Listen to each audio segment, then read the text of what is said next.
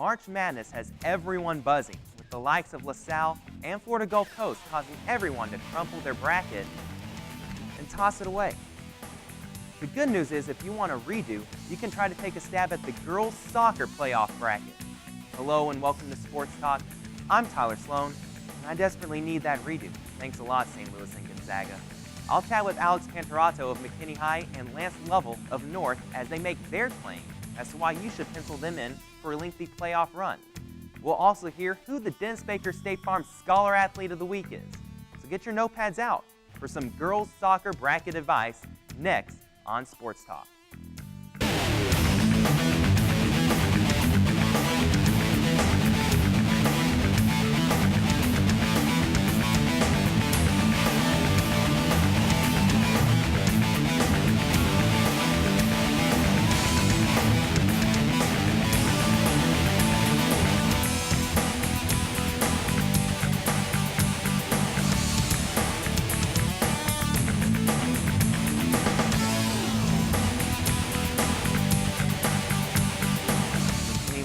Also going into the playoffs, they finished 4th place in District 10-5A. I'm joined by their head coach, Alex Pantarotto. And Coach, a good season for your team. You finished 4-6 in a very tough 10-5A district, and you're going to the playoffs. Talk about just overall the season, how you've been impressed with your team.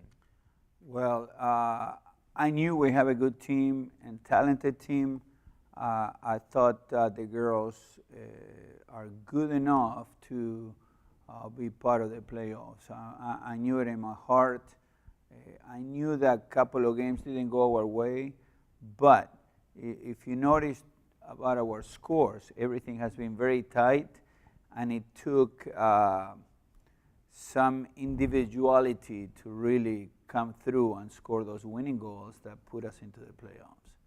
Yeah, the widest margin of a loss for you was 2-0 in district, and your widest victory, I believe, was also 2-0. So every single game completely tight in that district, and with the likes of defending 5A champ Plano West and McKinney Boyd and Allen in there, really tough competition. Does that prepare you well for the playoffs, or has the wear and tear of the season maybe hurt your team? I think you mentioned both things. There is a positive side and a negative side. The positive side is that we didn't have any chance to relax, or every game was a battle. Every game you had to work very hard. We knew ahead of time that the key was Plano and Plano East. If we can beat those two teams, then we had at least a 4th place spot. I thought we were going to do a little better against Allen, but for some reason we didn't come through. And if you look at the negative side, is again the wear and tear.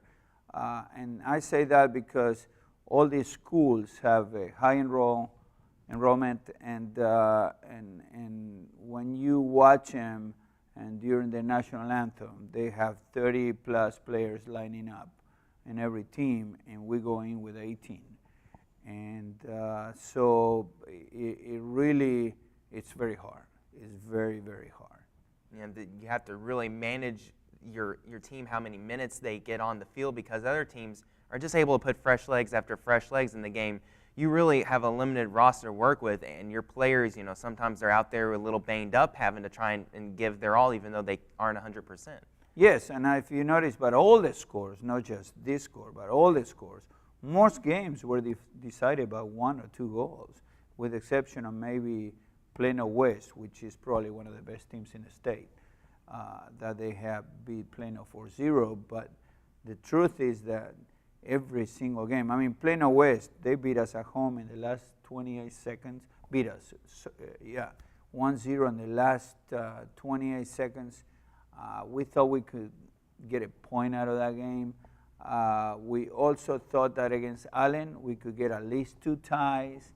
And that would have given us 3 more points that would put us into 3rd place. But, we coaches also have to be looking at the playoff picture.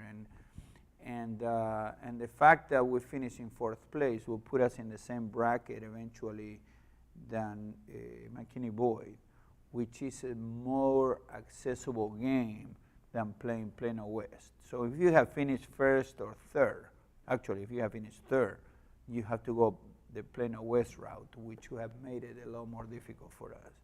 Yeah, sometimes it's fortunate not to finish in that third place spot, Right. just based on how they bracket things, and that works with all the sports. There's definitely a strategy involved in everything.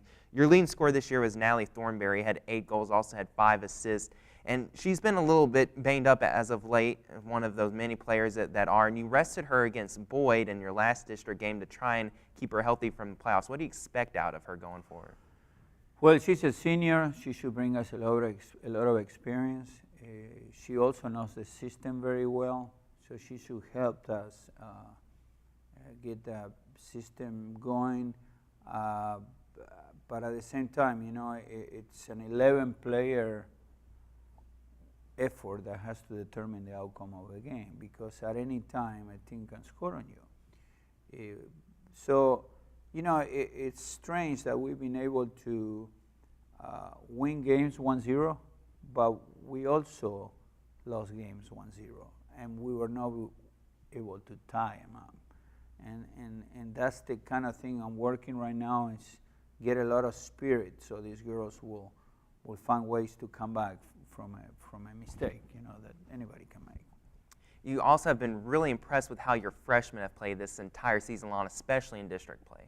Yes, the freshmen, I just can't say enough about it. They bring a lot of energy into our game, and I think I just help with all the running in the game. The hardest thing that it is to run the game, and when you are a senior, it's a little bit more about the knowledge of the game versus all the running, but you need both. You need the running part, and you also need the strategy part that those seniors are already accustomed to.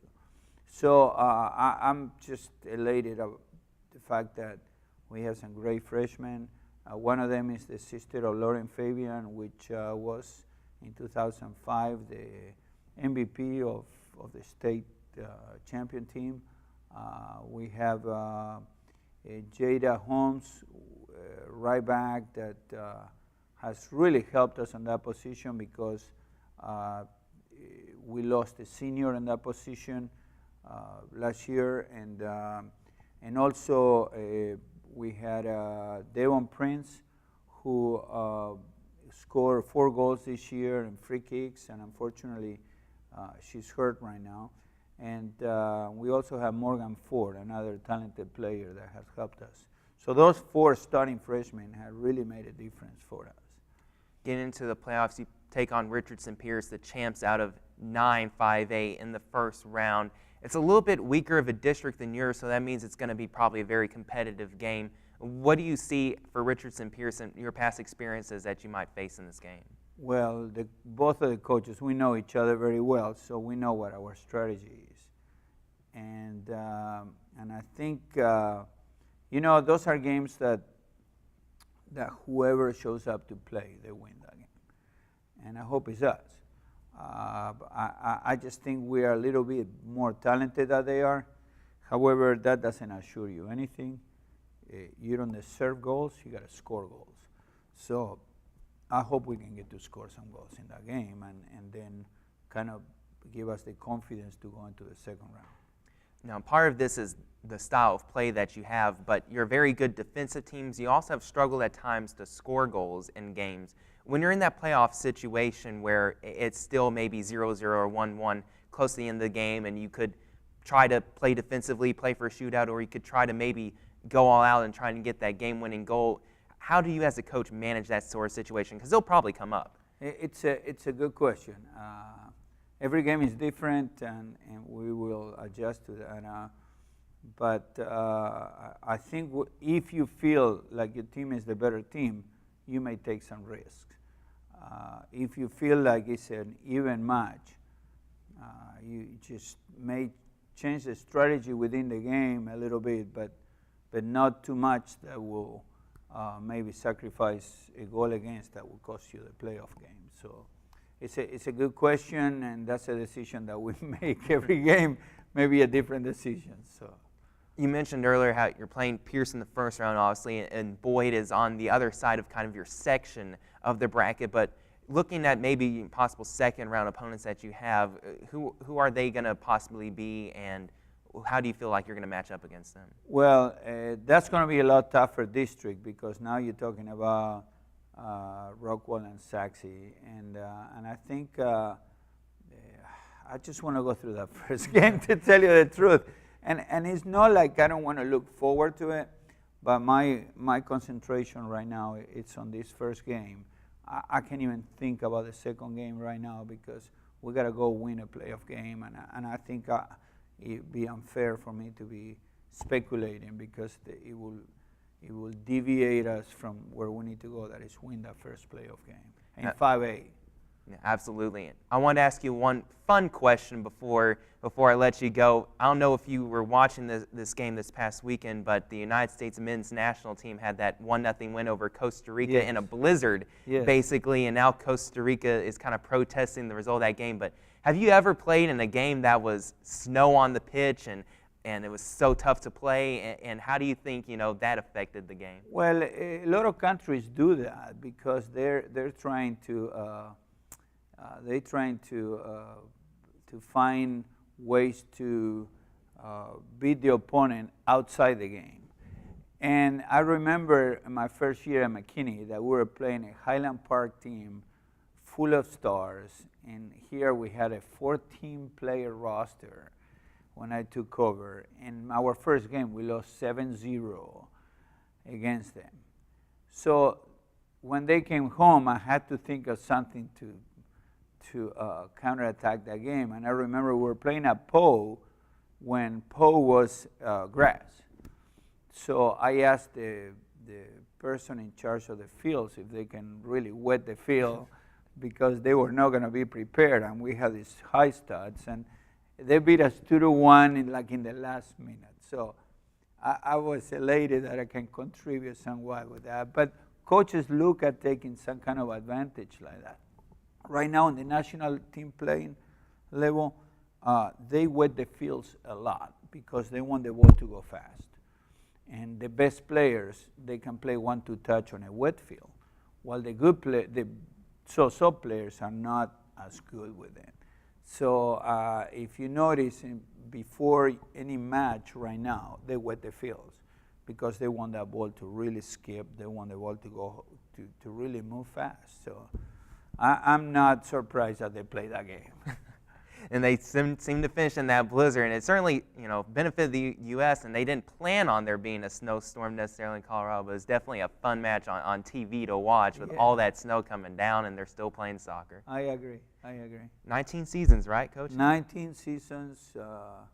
We hope to continue our path into the playoffs. I think, if I'm not mistaken, we made the last 7 of 8 years straight playoffs. I know that 5A was going to be difficult, but we accomplished our first goal, that was to make the playoffs. And I'm very proud of the girls. I'm so excited to be coaching this team. Yeah, you certainly accomplished the main goal, getting the playoffs, and the rest is just going to be gravy on top. Right, that's correct. Coach Pantarotto, thanks so much for joining us today. Thank you for the invitation. The McKinney Lionettes, they are in the playoffs out of District 10 5A, and they're taking on Richardson Pierce. It'll be a Thursday night game, right? Friday night game. 7:30 at Kimbrough.